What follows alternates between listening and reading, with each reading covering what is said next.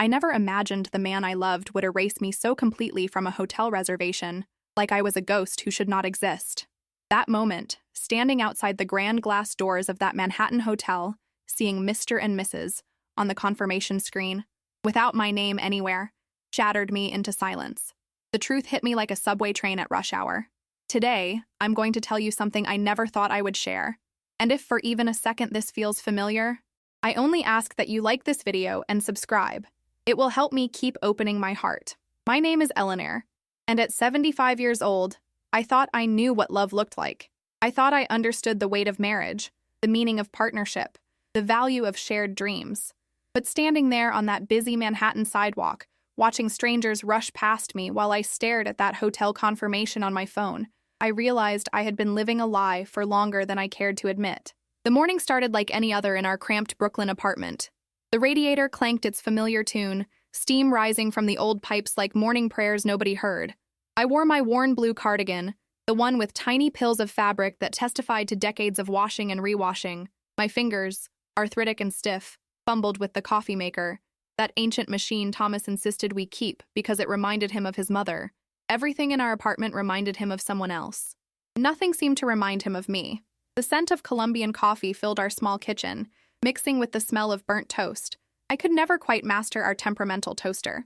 Outside our window, Brooklyn hummed with its usual symphony, car horns honking impatiently, the distant rumble of the subway, voices speaking in languages I couldn't identify but somehow understood. Each sound felt like life happening around me, while I remained frozen in this small space, making breakfast for a man who barely acknowledged my existence. Thomas sat at our tiny dining table, scrolling through his phone, his graying hair uncombed, his reading glasses perched on the edge of his nose. He wore the same navy sweater he'd worn for 3 days straight. I set his coffee down gently, the way I'd done for 47 years of marriage, waiting for that small acknowledgement, a nod, a smile, even a grunt of appreciation. Nothing came. Just the sound of his thumb scrolling through whatever captured his attention more than I ever could. The hotel confirmation came through, he said without looking up, his voice flat and businesslike. That weekend getaway I mentioned. You remember, don't you? My heart fluttered with something I hadn't felt in months. Hope. A weekend away, just the two of us. Maybe this was his way of rekindling what we'd lost somewhere between the bills, the arguments, and the slow erosion of everything that once made us us.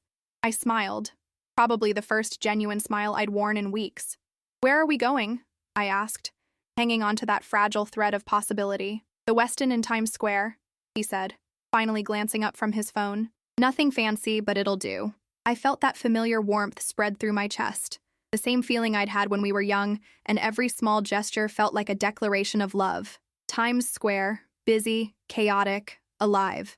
I imagined us walking hand in hand through those neon-lit streets, maybe catching a Broadway show, eating dinner at one of those little restaurants tucked between the towering buildings.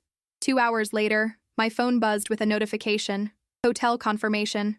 My fingers trembled slightly as I opened the email, expecting to see our names side by side, proof that I mattered, that I existed in his plans, in his future. Instead, I saw something that made my blood turn to ice water in my veins. Mr. and Mrs. Thomas Hartwell. Not Eleanor Hartwell. Not Mr. Thomas and Mrs. Eleanor Hartwell.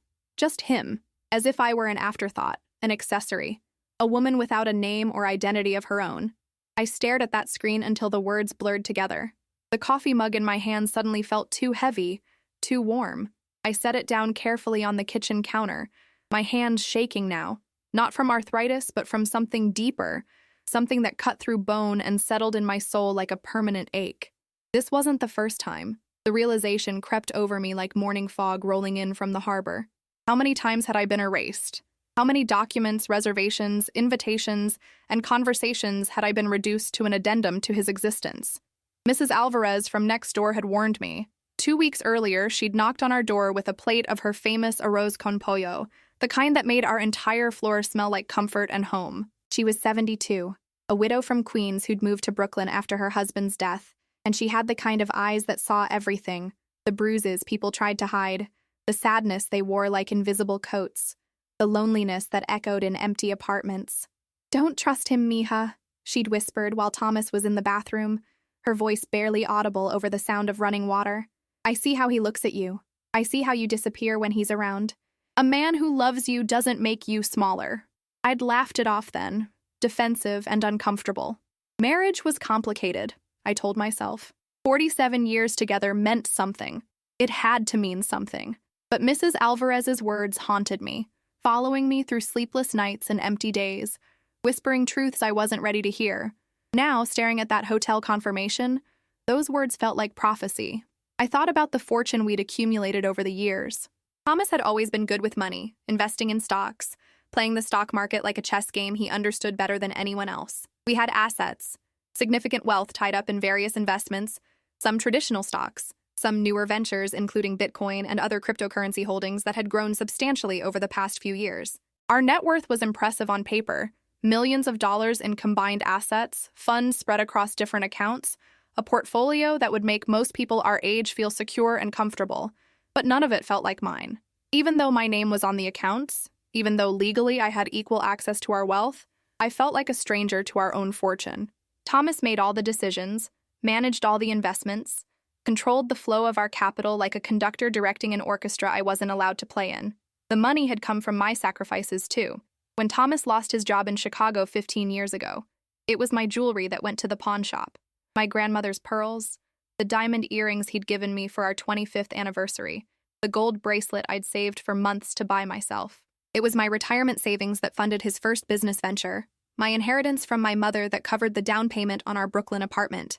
But somewhere along the way, my contributions had been forgotten, erased from the narrative of our success, just like my name had been erased from that hotel reservation. I became the silent partner in my own life, watching from the sidelines as Thomas took credit for building our wealth, our security, our future.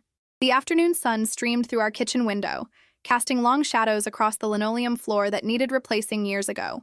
I sat at that same table where Thomas had delivered the hotel news, holding my phone, reading and rereading that confirmation email until the words burned themselves into my memory. 47 years of marriage stretched behind me like a long, winding road. I could remember every mile of that journey, the good stretches, the rough patches, the moments when I thought we might not make it, and the moments when I couldn't imagine traveling with anyone else. We met in 1976 at a bookstore in Manhattan. I was 28, working as a secretary for a small law firm, living in a studio apartment in the village that was barely larger than a closet, but felt like freedom. He was 31, recently divorced, wearing a brown leather jacket that made him look like someone who understood the world in ways I was still learning. He was reading Hemingway in the philosophy section, completely absorbed in the pages, and I thought that said something beautiful about him. A man who read literature in the wrong section, who didn't care about categories or conventions. When he looked up and caught me staring, his smile could have powered half of Manhattan. "Do you think Hemingway belongs in philosophy?" he asked, holding up the book. "I think Hemingway belongs wherever Hemingway wants to be," I replied, surprising myself with my boldness. We talked for 3 hours that day, moving from the bookstore to a coffee shop to Central Park, where we sat on a bench and watched tugboats push barges down the Hudson River. He told me about his dreams of starting his own business, his plans to invest in the stock market, his vision of building wealth and security for the family he hoped to have someday. I told him about my love of reading, my secret poetry, my dream of traveling to Paris and Rome and all the places that existed in books but felt impossibly far from my small life. He listened like my words mattered, like my dreams had weight and value. When he proposed 6 months later, kneeling on that same Central Park bench with a ring that cost more than I made in 3 months, I felt like the luckiest woman in New York City. I felt seen, chosen, loved in a way that made everything else fade into background noise. Where did that woman go? When did I stop being Eleanor and become just Mrs. Thomas Hartwell? When did my dreams become footnotes to his ambitions? The first crack appeared so gradually I barely noticed it. After we married in 1977, Thomas suggested I quit my job to focus on making our home beautiful. I loved the idea at first, creating a space that reflected both of us, learning to cook elaborate meals, having time to read and write and explore the city during the day. But slowly, subtly, my world began to shrink. Thomas worked longer hours, building his consulting business, networking with investors, growing our financial portfolio. I waited for him to come home, dinner warming in the oven, stories of my day dying in my throat because he was too tired or too distracted to listen. When I suggested getting another job, he'd remind me of our comfortable financial situation, how his investments were performing well, how we didn't need my income. "You have the luxury of not working," he'd say, making it sound like a gift instead of a cage. I started volunteering at the local library, finding purpose in helping elderly patrons navigate the card catalog, reading to children during story hour, organizing book drives for underfunded schools. It felt good to be useful again, to have a place where people knew my name and valued my contributions. But Thomas grew resentful of the time I spent away from home. "I work all day to support us, and you're never here when I need you," he'd complain. The guilt was suffocating. I reduced my volunteer hours, then eliminated them entirely, telling myself it was temporary, that once he felt more secure in his business, I could return to the work that made me feel alive. That was 20 years ago. I never went back. Instead, I poured myself into being the perfect wife, the invisible support system that kept his life running smoothly. I managed our household finances while he managed our investments. I coordinated social events while he networked with potential clients. I remembered birthdays and anniversaries and important dates while he focused on stock prices and market trends. I became an expert at reading his moods, anticipating his needs, making myself useful in ways that required me to disappear. The irony wasn't lost on me. The more essential I made myself to his daily life, the more invisible I became as a person. Our children, Michael and Elaine, absorbed these lessons without question. They learned to see me as a service provider, someone who cooked their favorite meals, did their laundry, drove them to activities, helped with homework, and cleaned up after them without complaint or acknowledgement. When Michael graduated from Columbia with his MBA, Thomas beamed with pride, talking about the family business legacy, the investment strategies they could explore together. When Elaine finished her nursing degree, I was the one who planned the celebration party, but Thomas was the one who gave the toast about her dedication and hard work. Both of my children learned to take me for granted because they watched their father do it every day for decades. The hotel reservation was just the latest in a long series of erasures, but somehow it felt like the final straw. Maybe because it was so blatant, so impossible to misinterpret or excuse. Or maybe because it happened at a moment when I was already questioning everything, already feeling the weight of all those years of making myself smaller. I thought about calling Elaine, my daughter who lived in New Jersey with her husband and 2 teenagers. She was busy with her nursing job at Robert Wood Johnson University Hospital, working long hours in the cardiac unit, coming home exhausted to a house full of demands and responsibilities. I understood that tiredness, that feeling of being pulled in a dozen different directions. But when I did call her, trying to explain how hurt I felt about the hotel reservation, she sighed impatiently. "Mom, you're reading too much into this. Dad probably just filled out the form quickly. It doesn't mean anything." "It means I don't exist," I said quietly, surprised by the words coming out of my mouth. "Don't be so dramatic," Elaine replied, her voice carrying that dismissive tone I recognized from Thomas. "You exist plenty. You're on all the bank accounts, aren't you? Your name is on the apartment lease. One hotel reservation doesn't define your entire marriage." But it did feel like it defined something important, something I couldn't quite articulate but felt in my bones. It wasn't about one hotel reservation. It was about a pattern, a slow and steady erasure that had been happening for so long I'd stopped noticing it. Michael was even less sympathetic when I mentioned it during our weekly phone call. He lived in Chicago, working as a financial advisor, following in his father's footsteps in the world of investments and wealth management. His wife Sarah was lovely but distant, and their 3 young children barely knew me beyond Christmas gifts and birthday cards. "Maybe you need a hobby, Mom," he said distractedly, clearly multitasking during our conversation. "Something to keep you busy. Dad's probably just stressed about work." A hobby. As if decades of marriage could be reduced to a problem solved by macrame or gardening or whatever activities he imagined old women pursued to fill their empty days. I wanted to tell him about the novels I used to write, the poetry that lived in notebooks hidden in my bedroom closet, the dreams I'd deferred so completely, I sometimes forgot they'd ever existed. I wanted to remind him that I was once a woman with ambitions and talents, and a voice that mattered to someone other than myself. But the conversation moved on to his children's school activities, his latest client success, his plans for expanding his business. By the time we hung up, I felt more invisible than before I'd called. That night, I lay in bed listening to Thomas snore beside me, his back turned toward the wall, as far from me as possible while still sharing the same mattress. The sounds of Brooklyn filtered through our thin windows, distant sirens, late-night conversations from the street below, the occasional rumble of a garbage truck making early morning collections.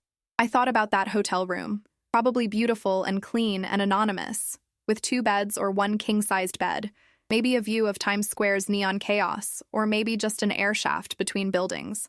I tried to imagine myself in that space, unpacking clothes from a suitcase, hanging up the dresses I rarely wore anymore, looking in a bathroom mirror under flattering hotel lighting.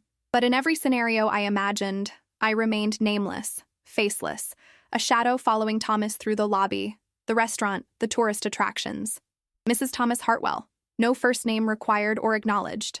I got up quietly and walked to our living room where photo albums lined the bookshelf like a historical archive of our family's life. I pulled down the oldest album, the one from our early years together, and sat on the couch with it in my lap.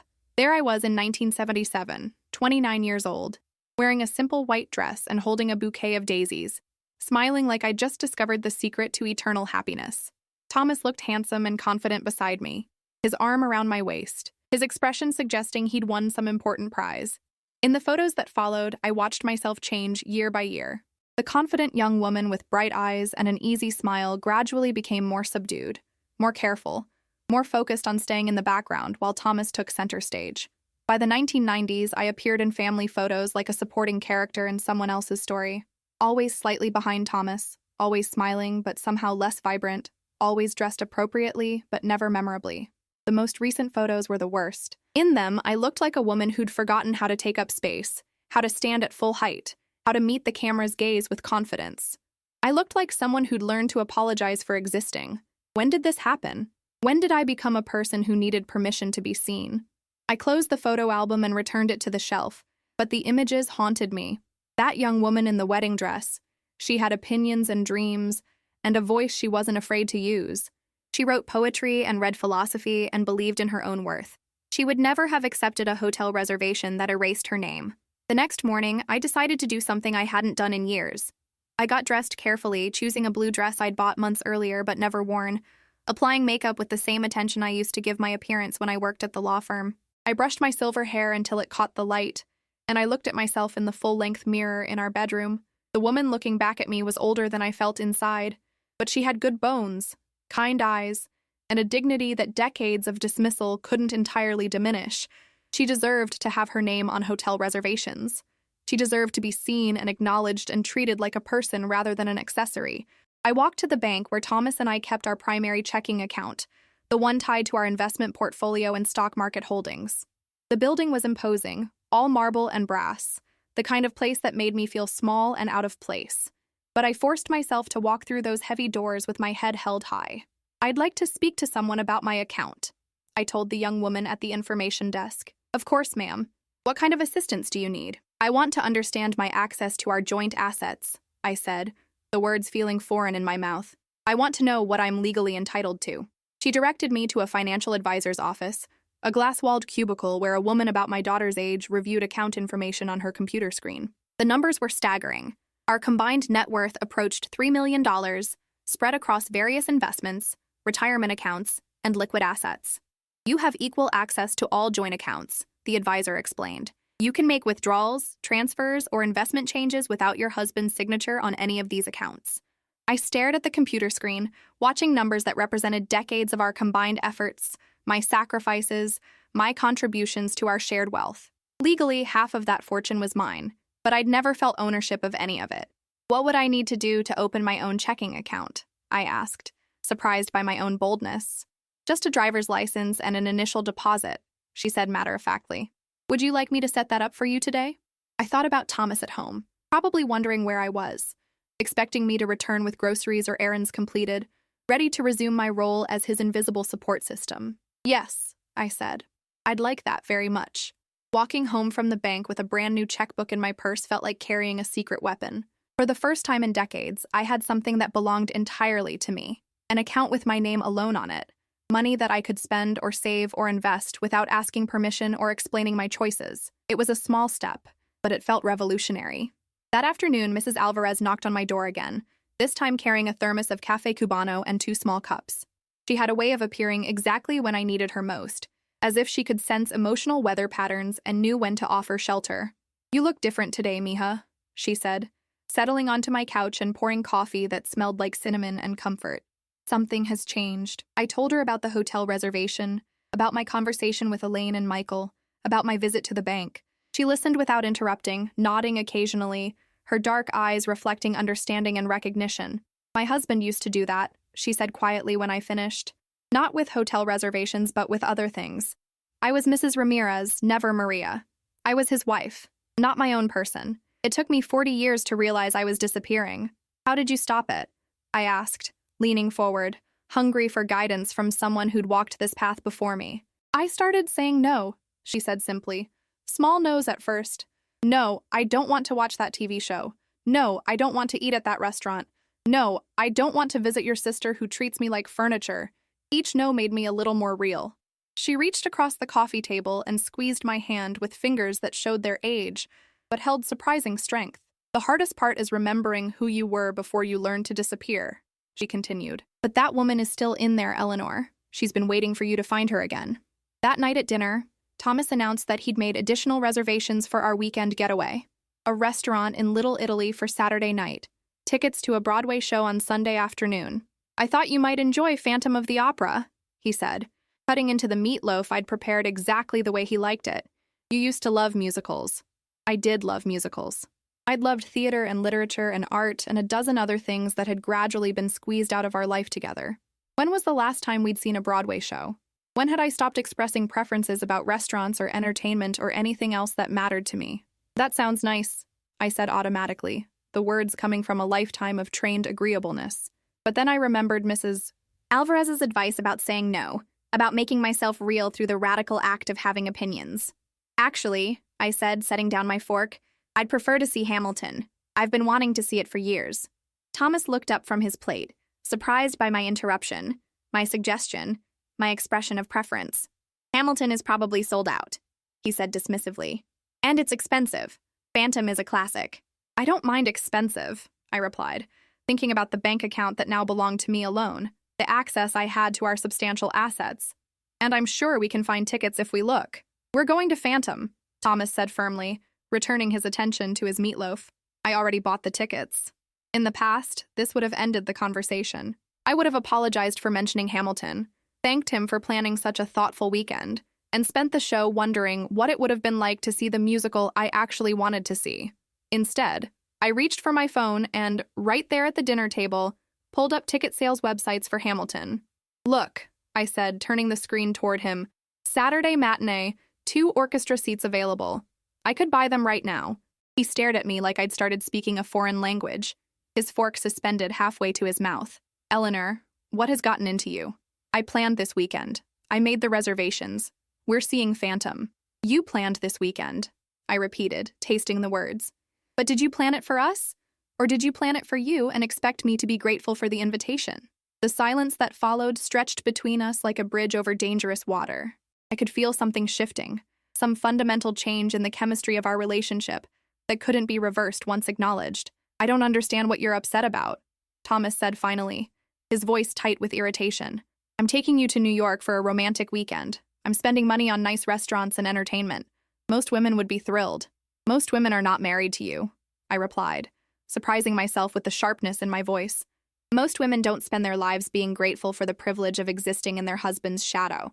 I thought he might explode, might unleash the anger I'd seen him direct at bad drivers or poor customer service or incompetent store clerks. Instead, he just stared at me with an expression I couldn't read. Part confusion, part annoyance, part something that might have been fear. Fine, he said eventually, returning to his meatloaf. Buy Hamilton tickets if that's what you want. Waste the money on Phantom tickets I already purchased. Do whatever makes you happy. But his tone suggested he expected me to back down, to return to my role as the agreeable wife who didn't cause problems or make demands. He expected me to apologize and accept his plans and be grateful for his generosity. Instead, I bought the Hamilton tickets. That weekend in Manhattan felt like living in 2 different cities simultaneously. There was the city Thomas experienced. Familiar restaurants where he was comfortable, tourist attractions he'd seen before, a Broadway show he'd chosen based on his preferences and assumptions about what I would enjoy. And there was the city I experienced, bright and overwhelming and full of possibilities I'd forgotten existed. Walking through Times Square, I noticed things that had been invisible to me for years. Street musicians playing jazz that made my pulse quicken, vendors selling art and jewelry and books, tourists from around the world speaking beautiful languages and wearing clothes that told stories about places I'd never been. At Hamilton, I cried during the opening number, overwhelmed by the music and the storytelling and the radical act of seeing exactly what I'd wanted to see for more than 3 years. Thomas fidgeted beside me, checking his phone during intermission, clearly impatient with my choice. It's very loud, he complained during the break, and historically inaccurate. The real Alexander Hamilton never rapped. It's not about historical accuracy, I replied, feeling bold in the darkness of the theater. It's about reimagining the past, making it relevant to the present. It's about seeing familiar stories from new perspectives. He looked at me strangely, as if I'd revealed something unexpected about myself, something he didn't recognize or understand. That night in our hotel room, the one where I was still registered as Mrs. Thomas Hartwell, without a first name, I lay awake listening to the sounds of the city that never sleeps. Sirens and car horns and the distant thump of music from clubs and restaurants. The sounds of life being lived fully and loudly and without apology. I thought about the young woman I used to be, the one who'd moved to New York City with nothing but ambition and hope, who'd believed she could create any life she imagined for herself. Somewhere along the way, I'd convinced myself that diminishing my dreams was the price of love, that making myself smaller was the cost of marriage. But what if that wasn't true? What if love was supposed to make me larger, not smaller? What if partnership was supposed to amplify my voice, not silence it? The next morning, over breakfast in a hotel restaurant where the coffee was too bitter and the eggs were overpriced, Thomas announced his plans for the day.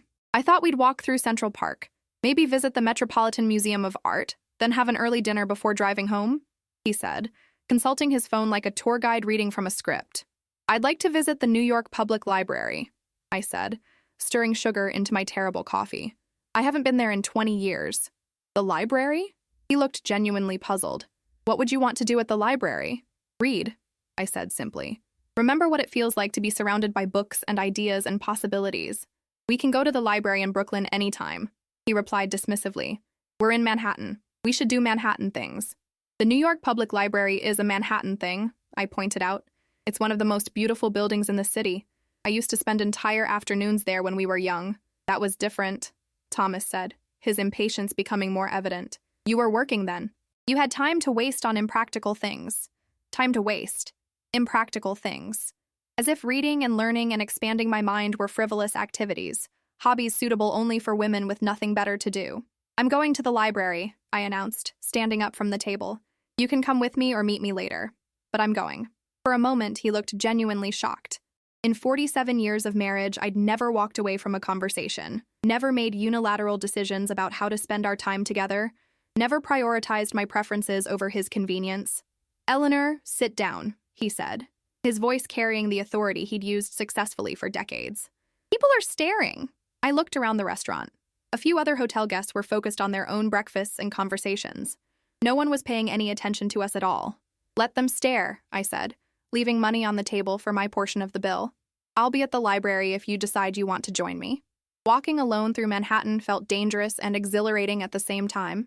I hadn't navigated the city by myself in years, hadn't made independent decisions about where to go or what to see or how to spend my time. Every step felt like a small rebellion against the woman I'd become, the woman who asked permission and apologized for having preferences. The library was exactly as magnificent as I remembered. All marble and gold and soaring spaces designed to make human beings feel both humbled and inspired. I spent 3 hours there, wandering through reading rooms and special collections, rediscovering the pleasure of being surrounded by knowledge and ideas and stories waiting to be discovered. In the Rosemain reading room, I sat at one of those long wooden tables under the glorious chandeliers and opened a book of contemporary poetry, something I would never have chosen if Thomas were with me, something impractical and beautiful and entirely for my own enjoyment. The poems were about women finding their voices after decades of silence, about marriages that diminished rather than enhanced, about the courage required to choose yourself when everyone else expects you to choose differently. It felt like the universe had placed exactly the right book in my hands at exactly the right moment. When Thomas finally found me, I was crying over a poem about a woman who realized she'd been living someone else's life for so long, she'd forgotten what her own dreams looked like. There you are, he said, sliding into the chair across from me. I've been looking everywhere for you. I told you I'd be at the library, I replied, closing the book but keeping my finger on the page I'd been reading. What's that? He asked, nodding toward the poetry collection. Something I'm enjoying, I said, meeting his eyes directly. Something impractical. He looked uncomfortable in this space, out of place among the serious readers and researchers and students who populated the reading room. His discomfort made me realize how at home I felt here, how right it felt to be surrounded by learning and literature and the quiet energy of people pursuing knowledge for its own sake. Are you ready to go? He asked, checking his watch. We should head back soon if we want to avoid traffic. I'm not ready, I said, opening the poetry book again. I'd like to finish this section. For the next hour, he sat across from me, fidgeting and sighing and checking his phone while I read poetry that spoke to something in my soul that had been dormant for too long. I could feel his impatience radiating across the table like heat from a stove, but for once, his discomfort was not my responsibility to fix. When we finally left the library, I felt different, taller somehow, more substantial, like I was taking up the amount of space I was actually entitled to, rather than shrinking to accommodate someone else's needs. The drive back to Brooklyn was quiet, filled with the kind of tension that comes from unspoken truths and shifting dynamics. Thomas focused on traffic and navigation, while I watched the city pass by outside my window, thinking about the woman I'd been that morning in the library, wondering if I could hold on to her once we returned to our regular routine. But our regular routine was about to be dramatically interrupted. The following Tuesday, while Thomas was at a meeting with his financial advisor, discussing new investment opportunities and portfolio adjustments, I received a phone call that changed everything. Mrs. Hartwell? The voice was professional, slightly nervous. This is Jennifer Morrison from Premier Travel Services. I'm calling about some discrepancies in your husband's hotel reservations. My stomach dropped. What kind of discrepancies? Well, it appears there may have been some confusion about the number of guests for several upcoming reservations. We have bookings under his name for Boston next month, Miami in December, and Las Vegas in January. All of them are listed for one guest only, but we want to confirm whether these are business trips or if we need to add accommodations for Mrs. Hartwell. I sat down heavily on our living room couch, the phone trembling in my hand. Can you tell me the exact dates of those reservations? I asked, my voice barely steady. As she read off the dates, my heart sank further. Boston corresponded with a weekend he'd told me he was visiting his college roommate. Miami aligned with a business conference he claimed would be boring and unsuitable for spouses. Las Vegas matched dates when he'd said his company was sending him to meet with investors. All lies. All elaborate fabrications to explain trips he was taking alone to places I might have enjoyed visiting, for reasons he'd never shared with me. Mrs. Hartwell, are you still there? Jennifer's voice brought me back to the devastating present. Yes, I managed to say. I think there's been a mistake. Could you email me the details of all those reservations? Of course. I have your email address on file. I'll send everything over right away. After I hung up, I sat in our empty apartment, listening to the familiar sounds of Brooklyn afternoon life, children playing in the courtyard below, neighbors talking in the hallway, the distant hum of traffic on the street, normal sounds of normal life continuing around me while my world quietly imploded. When my laptop chimed with the email from Premier Travel, I opened it with the same dread I might have felt opening medical test results. But seeing those reservation confirmations was worse than any diagnosis could have been. Not only were all the trips booked for single occupancy, but several of them were at romantic resorts, places with couples, spa packages, and sunset dinners, and activities clearly designed for two people. Places where a man might take someone special, someone whose name would appear on confirmation emails, someone who existed fully in his plans for the future, someone who wasn't his wife of 47 years. I printed out every confirmation, every email, every detail of Thomas's secret travel plans. The evidence filled 12 pages of documentation, a paper trail of deception that painted a clear picture of a man living a double life. But the worst discovery came on page 7, a confirmation for a cruise departing from Miami in February. The reservation was for a balcony suite, clearly intended for two people, despite being booked under Thomas's name alone. The special requests section included a note asking for champagne and roses to be delivered to the room on Valentine's Day. Valentine's Day. The holiday he'd been dismissing for years as commercial nonsense and a waste of money. The holiday we hadn't celebrated in more than a decade because he claimed it was silly and overpriced and beneath us. Apparently, it was only beneath us. With someone else, Valentine's Day was worth champagne and roses and romantic gestures. I called Elaine first, my hands shaking as I dialed her number. She answered on the third ring, sounding harried and distracted. Mom, is everything okay?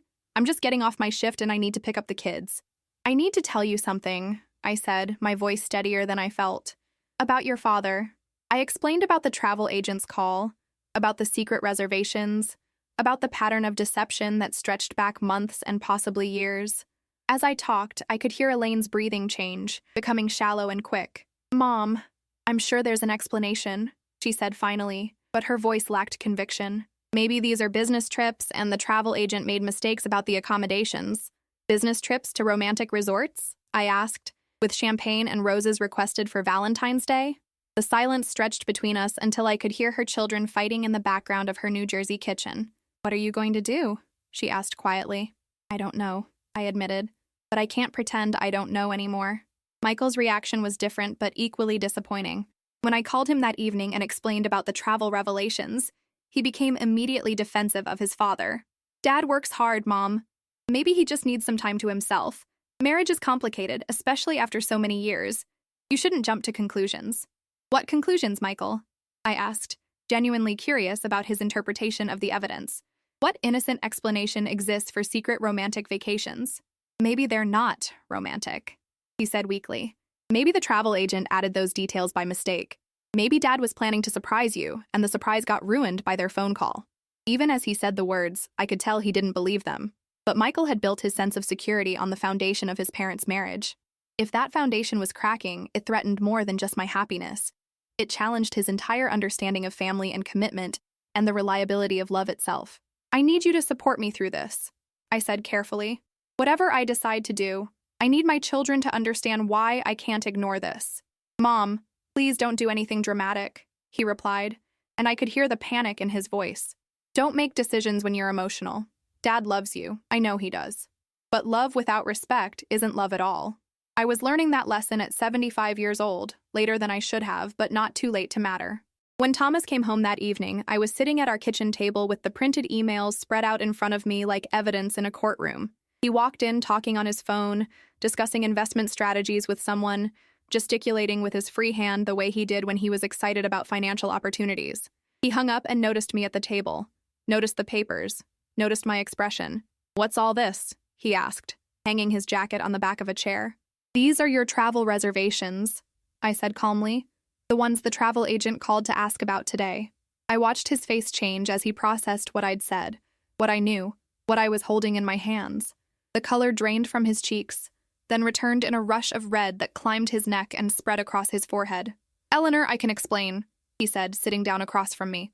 Please do, I replied, genuinely curious about what explanation he could possibly offer.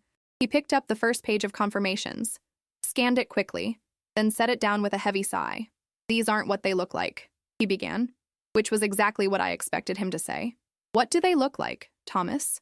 I asked. Because they look like evidence that you've been planning secret trips to romantic destinations, while telling me you were going to business meetings and visiting old friends. Some of them are business trips, he said, his voice gaining confidence as he found his footing in familiar territory. The art of persuasion, the skill that had served him well in his consulting business and our marriage. The travel agent made mistakes with the accommodations. I always intended to invite you on the appropriate trips. Which ones were appropriate? I asked, spreading the confirmations out so we could both see them clearly. The spa resort in Boston, the beachfront hotel in Miami, the couple's cruise with champagne and roses requested for Valentine's Day. The Valentine's detail hit him like a physical blow. His shoulders sagged and he looked at me with something approaching defeat. I was going to tell you, he said quietly. Tell me what exactly? That I needed some time to think. About us. About whether we still make each other happy. The honesty was brutal, but somehow less painful than the lies had been.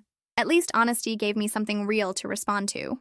And you decided to think about this at romantic resorts with someone else? I asked. He looked genuinely surprised by my words. Someone else? Eleanor, what are you talking about? The cruise reservation is for 2 people, Thomas. The spa packages are for couples. These aren't solitary retreats for deep thinking.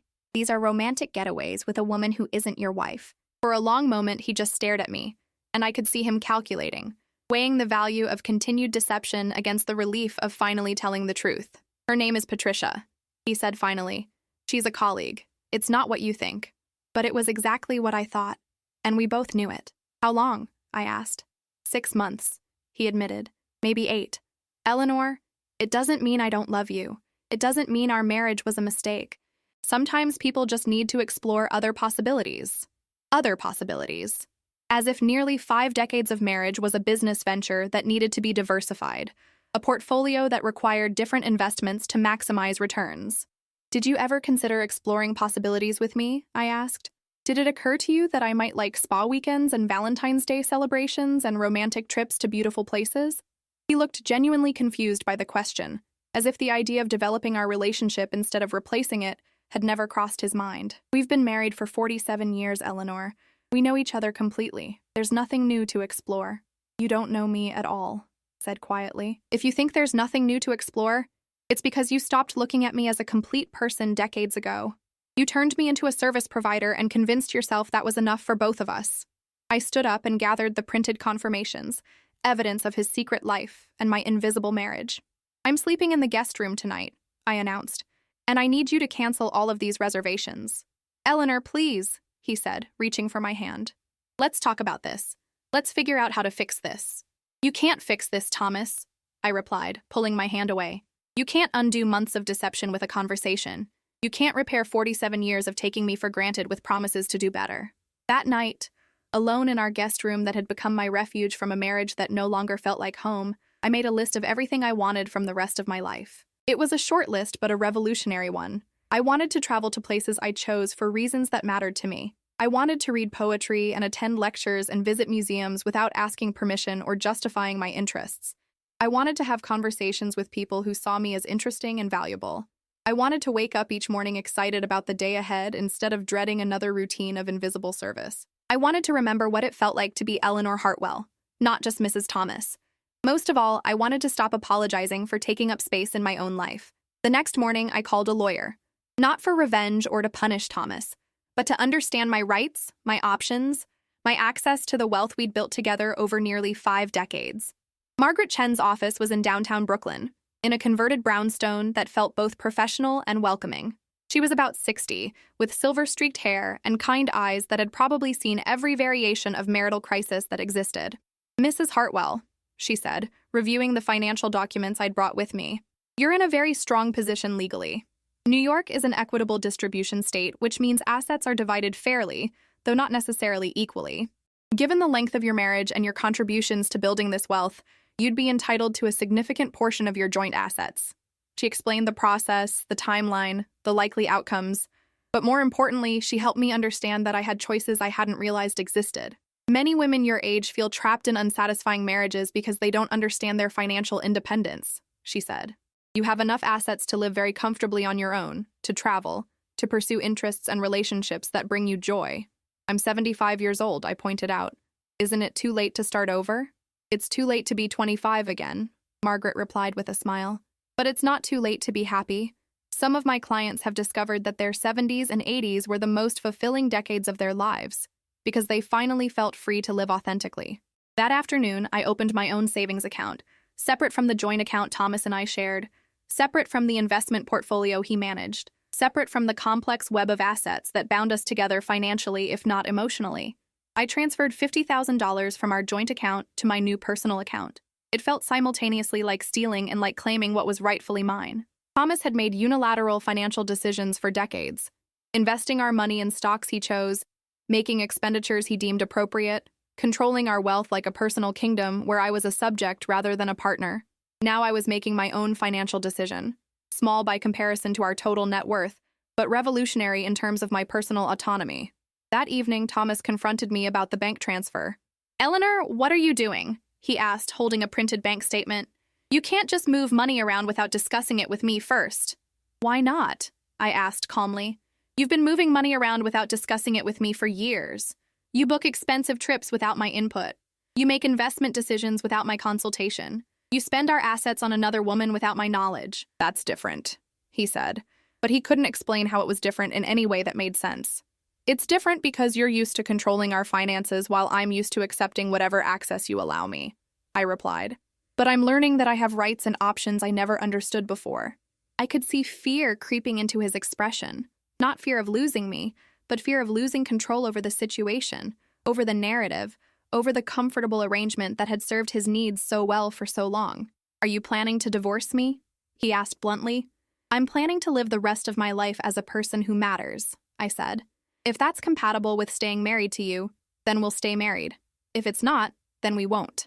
The power dynamics in our apartment shifted overnight. Thomas began treating me with a cautious respect I hadn't experienced in decades, as if he was slowly realizing that I might have options beyond grateful acceptance of whatever treatment he offered. He canceled his trip to Boston. He called Patricia, in front of me, and explained that he needed to focus on his marriage. He suggested couples counseling, date nights, a renewal of our wedding vows. But I could see the resentment in his eyes when he thought I wasn't looking. The barely contained anger at being forced to negotiate with someone he'd never had to negotiate with before. The frustration of dealing with a wife who was no longer willing to be grateful for whatever crumbs of attention and affection he was willing to share. Mrs. Alvarez noticed the change immediately. "You're walking differently, mija," she said one afternoon, sharing café cubano and homemade flan in my kitchen. "Like someone who knows where she's going." "I'm still figuring out where I'm going," I admitted. "But I'm finally walking instead of waiting to be led." She smiled and squeezed my hand. "My grandmother used to say that the hardest chains to break are the ones we forge for ourselves. But once you break them, you discover you could always fly." Flying. I liked that metaphor. For decades, I'd convinced myself that staying grounded was virtuous, that never testing my wings was a sign of loyalty and commitment. But what if loyalty to others required betrayal of myself? What if I'd been loyal to an idea of marriage that diminished both partners instead of elevating them? The couples counseling Thomas suggested was illuminating, but not in the way he'd hoped. Dr. Sarah Williams, our therapist, was a woman in her 50s who specialized in long-term marriages and late-life transitions. "Thomas," she said during our third session, "when you describe your relationship with Eleanor, you use a lot of business terminology. You talk about investments and returns and management strategies, but Eleanor is not a business venture. She's your partner. How do you think she experiences being described in those terms?" "I don't describe her in business terms," Thomas protested. "I'm just practical about relationships. Marriage requires management and investment to succeed." "What kind of investment have you made in Eleanor's happiness and growth?" Dr. Williams asked. Thomas looked genuinely puzzled by the question, as if the concept of investing in my individual flourishing, separate from his own needs and preferences, had never occurred to him. "I've provided financial security," he said finally. "I've been a faithful husband until recently. I've worked hard to give us a comfortable life." "And what has Eleanor invested in your relationship?" she asked.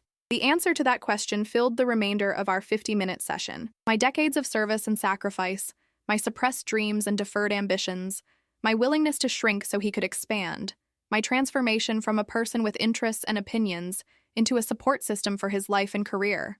By the time Thomas finished cataloging my contributions to our partnership, even he seemed to understand that the relationship had been profoundly unbalanced for far too long. "Eleanor," Dr. Ari Williams said, turning to me near the end of the session, "what would you need to feel valued and fulfilled in this marriage?" I thought for a long time before answering, aware that my words might determine the future of our relationship. "I'd need to feel like an equal partner instead of a grateful recipient of Thomas's choices," I said finally. "I'd need him to be interested in my thoughts and dreams and preferences, not just my willingness to support his. I'd need to know that he sees me as a complete person, not just as a wife." "And Thomas," she said, "do you think you can meet those needs?" He was quiet for so long I wondered if he'd forgotten the question. "I can try," he said eventually, but without much conviction. After that session, we drove home in silence. I could feel Thomas processing the conversation, weighing his options, calculating the costs and benefits of genuine partnership versus the comfortable arrangements of our past. That night, he made his choice. "Eleanor," he said over dinner, "I think we want different things from marriage at this stage of our lives. I'm 77 years old. I don't want to reinvent our relationship. I want to enjoy the time we have left without all this drama and analysis and therapy." "And what do I want?" I asked, curious to hear his interpretation. "You want to be someone you never were," he said, not unkindly. "You want me to see you as independent and fascinating and full of unrealized potential, but that's not who you've been for the past 47 years. That's not the woman I married." He was right about one thing. I wasn't the woman he'd married. But I wasn't sure he'd ever really seen the woman he'd married either. He'd seen a reflection of his own needs and expectations, a projection of what a wife should be rather than an individual person with her own complex inner life. "You're right," I said, surprising him. "I do want to be someone I never was. I want to be the person I might have become if I hadn't spent decades making myself smaller to fit into your vision of marriage. And that means we can't be happy together," he concluded. "Not as we've been," I agreed. "But people can grow and change and learn new ways of relating to each other, even at 77 and 75.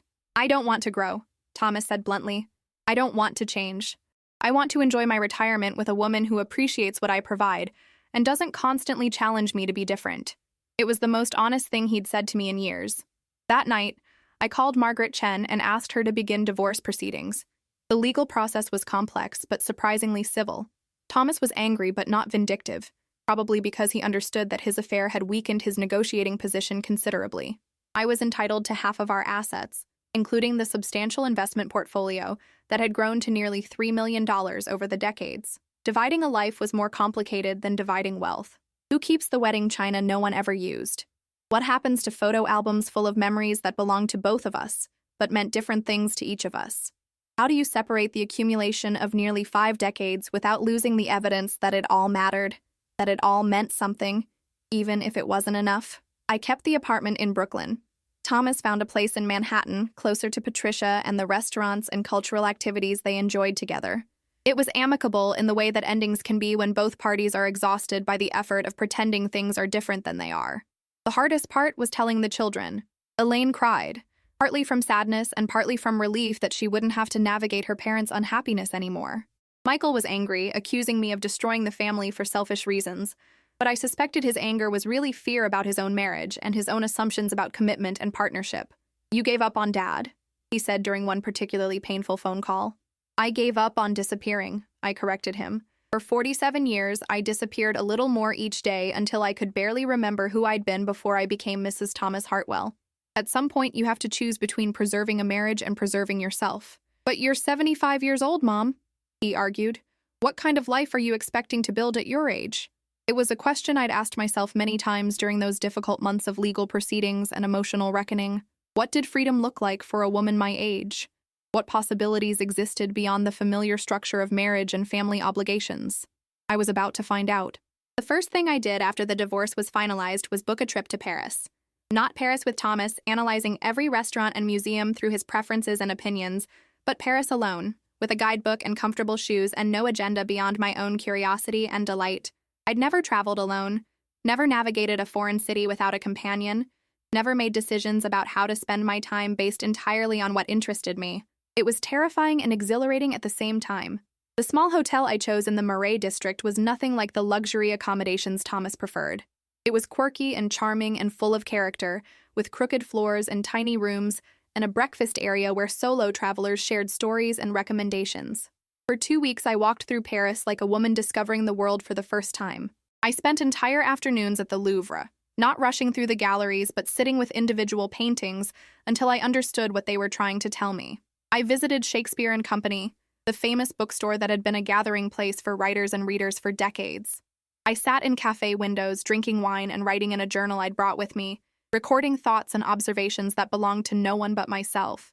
Most importantly, I remembered what it felt like to be interested in the world around me, to have opinions and preferences that weren't filtered through someone else's expectations or judgments.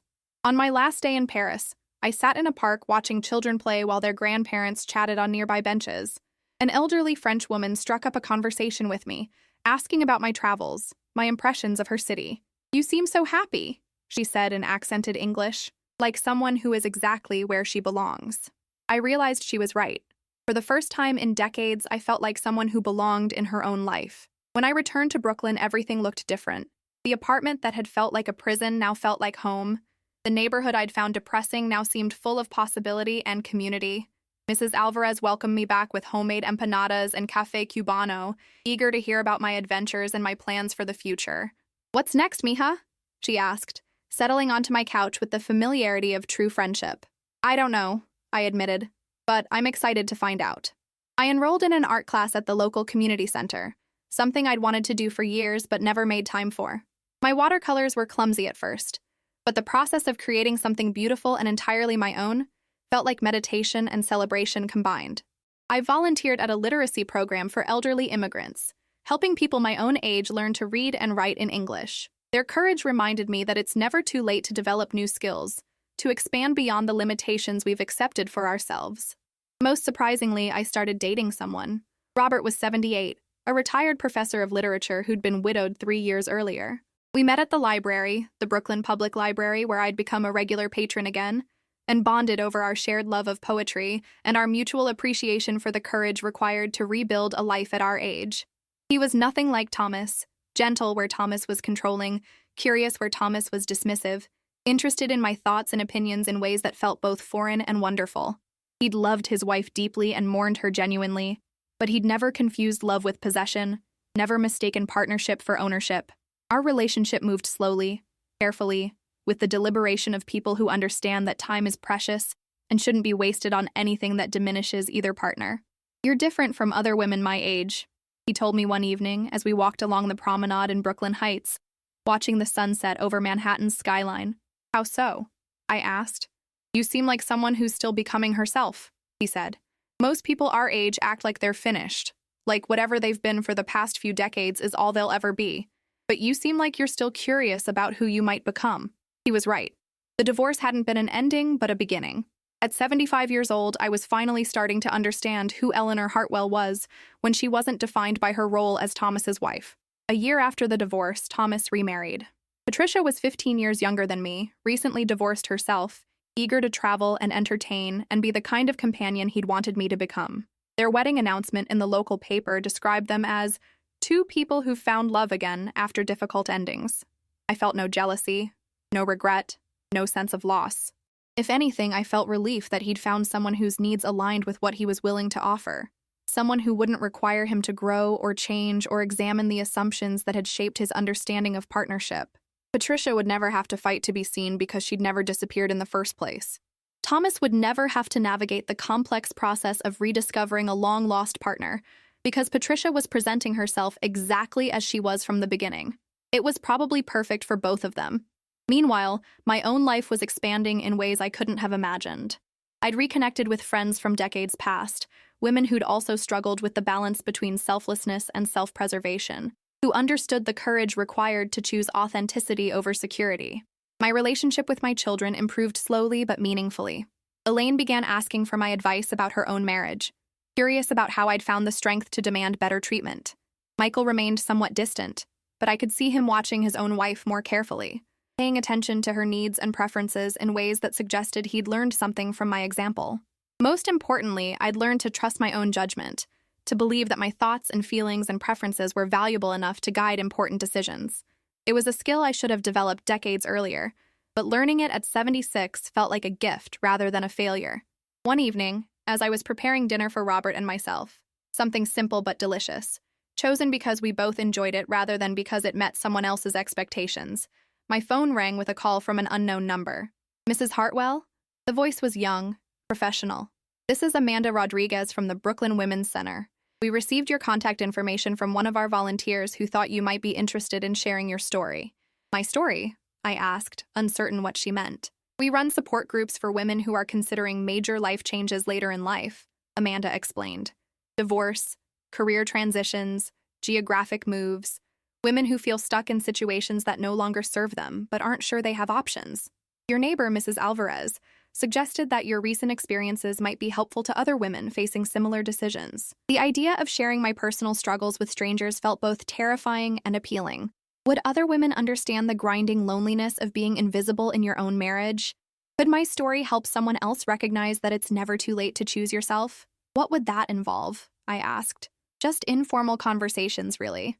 Small groups of women meeting in a comfortable setting, sharing experiences and insights. No pressure to reveal more than you're comfortable with.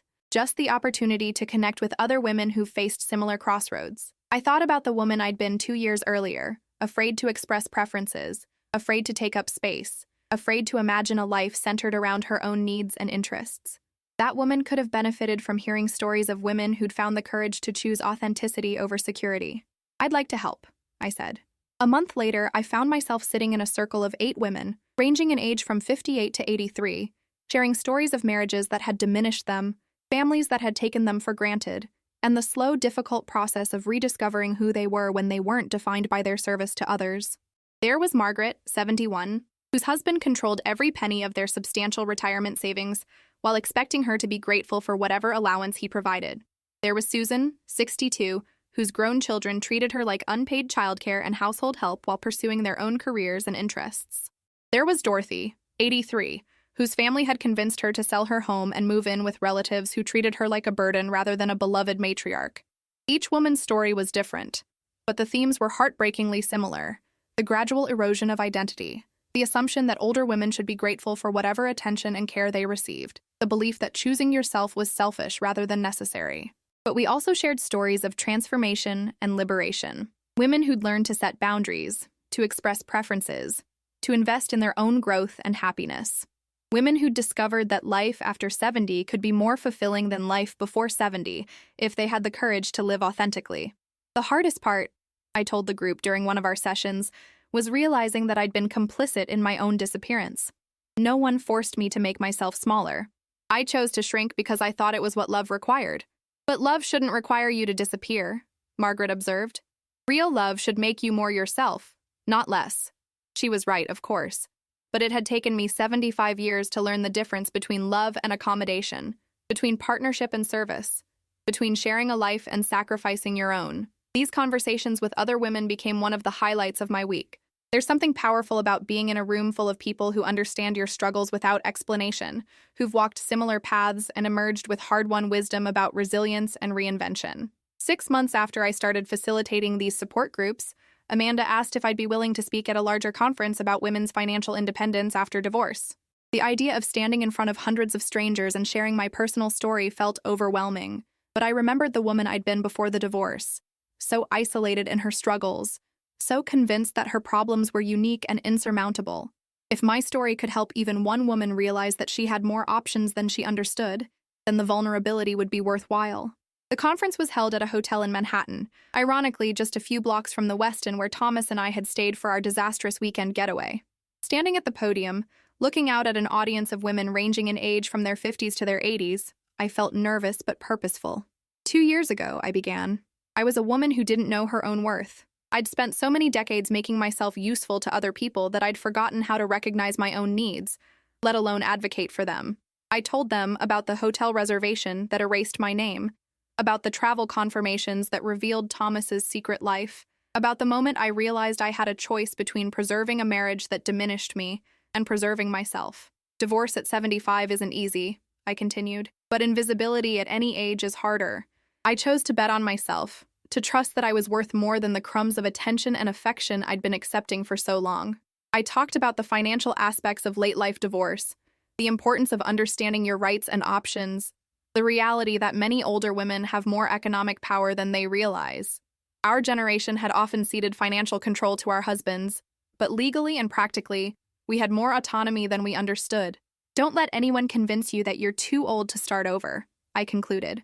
You're not too old to insist on respect. You're not too old to pursue your interests and dreams. You're not too old to choose partners who enhance your life rather than diminishing it. The only thing you're too old for is accepting treatment that makes you smaller than you are. The standing ovation felt like validation not just for my choices, but for the part of me that had always known I deserved better treatment, even when I lacked the courage to demand it. After the conference, dozens of women approached me with their own stories, their own struggles, their own questions about how to navigate the complex process of choosing authenticity over security. I exchanged contact information with many of them, creating a network of women supporting each other through major life transitions. That networking led to another opportunity I never could have imagined. A literary agent in the audience approached me about writing a book about my experiences, about the process of rediscovering yourself after decades of invisibility. There's a hunger for these stories, she explained over coffee the following week. Women who feel trapped in situations that no longer serve them, who need permission to believe that it's not too late to choose differently. The idea of writing a book felt both exciting and terrifying. I hadn't written anything beyond journal entries and grocery lists in decades, but I remembered the poems I'd hidden in my closet, the stories I'd dreamed of telling, the voice I'd suppressed so long I'd almost forgotten it existed. Writing became my new passion, my daily practice, my way of processing everything I'd experienced and learned. The book took shape slowly, alternating between memoir and guidance, sharing my personal story while offering practical advice about legal rights, financial planning, and emotional recovery. Invisible No More, A Woman's Guide to Reclaiming Her Life was published 18 months later. I was 77 years old, a first-time author, terrified and thrilled in equal measure. The book tour was surreal. Me, Eleanor Hartwell, who'd spent decades avoiding any kind of public attention, speaking to audiences in bookstores and libraries across the country. Women approached me after every event with stories that echoed my own, thanking me for giving them permission to want more from their lives. But the most meaningful response came from an unexpected source. Michael called me after reading the book, his voice thick with emotion. "Mom, I had no idea," he said. "I mean, I knew you and Dad weren't happy, but I didn't understand how invisible you'd become. I didn't realize how much you'd sacrificed." "I didn't realize it either," I admitted. "That was part of the problem. The disappearing happened so gradually I almost didn't notice it. I've been thinking about my own marriage, he continued, about whether Sarah feels seen and valued, or whether I've been taking her for granted the way Dad did with you.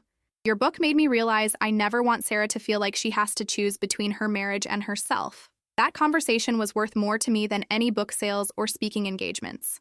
If my story helped my own son become a better husband and father, then every difficult moment of the past few years had been worthwhile. Now, at 78, I sit in my Brooklyn apartment, the same space that once felt like a prison, but now feels like home, looking back on the most transformative period of my life. The apartment has changed along with me. The walls are covered with artwork I've created and purchased, books I've chosen, photographs from trips I've taken with friends and alone. Robert and I have been together for 2 years now, traveling and reading and sharing quiet evenings that feel like gifts rather than obligations. He encourages my writing, celebrates my speaking engagements, and treats my thoughts and opinions as valuable contributions to our conversations. We've talked about marriage, but neither of us feels the need to legally formalize our relationship. We're partners by choice rather than contract, committed to each other without being bound to arrangements that might diminish either of us. Thomas sends Christmas cards each year, updates about his travels with Patricia, polite inquiries about my health and activities. There's no animosity between us, just the recognition that we needed different things from partnership and found the courage to pursue them separately. My support group work has expanded into a small consulting practice, helping women navigate the practical and emotional aspects of major life transitions. I work with financial advisors and lawyers and therapists, creating comprehensive support networks for women who are ready to choose authenticity over security. The irony isn't lost on me that at 78, I'm busier and more fulfilled than I was at 58 or 68 or even 48. The difference is that every activity I pursue now is chosen rather than assigned, valued rather than taken for granted, designed to expand rather than contract my sense of self. Mrs. Alvarez, now 75 herself, remains one of my dearest friends and wisest advisors. We share coffee most afternoons, watching the neighborhood change around us, talking about everything from grandchildren to global politics to the books we're reading. "Do you ever regret leaving Thomas?" she asked me recently during one of our coffee talks. "I regret waiting so long," I replied honestly. "I regret all the years I spent making myself smaller, all the dreams I deferred, all the times I accepted treatment that diminished me rather than enhanced me." "But you don't regret the marriage itself?" he persisted. I thought about that question for a long time. My marriage to Thomas had given me 2 children I loved, financial security I appreciated, and decades of shared experiences that shaped who I became. But it had also cost me years of authenticity, growth, and self-advocacy. "I regret the marriage I settled for," I said finally. "But I don't regret the lessons it taught me about what I actually need from partnership. Without those 47 years of invisibility, I might never have appreciated what visibility feels like." That's the truth I've learned at 78 years old. It's never too late to choose yourself. It's never too late to insist on respect and recognition and genuine partnership. It's never too late to remember who you were before you learned to disappear, and to give that woman permission to emerge again. The hotel reservation that started this whole journey, Mr. and Mrs. Thomas Hartwell, with no acknowledgement of my individual identity, seems almost quaint now. Such a small thing to trigger such a massive transformation. But sometimes the smallest incidents reveal the largest truths about how we're living and what we're accepting, and whether we're courageous enough to demand better. I think about that woman standing outside the Manhattan Hotel, staring at a confirmation screen that erased her name, feeling invisible and unimportant and utterly alone. I wish I could tell her what I know now, that feeling invisible isn't a permanent condition, it's a choice. And once you realize you have a choice, everything becomes possible. The sunset outside my kitchen window is painting Brooklyn in shades of gold and rose, another day ending and another beginning tomorrow. I have plans for the evening: dinner with Robert, a poetry reading at the local bookstore, a phone call with one of the women from my support group who's considering her own major life change. My calendar is full but not overwhelming, busy but not frantic, rich with activities and relationships that reflect my interests and values, rather than my obligations to other people's expectations. This is what freedom looks like at 78. Not the absence of commitments, but the presence of choices. Not the elimination of relationships, but the cultivation of partnerships that enhance rather than diminish.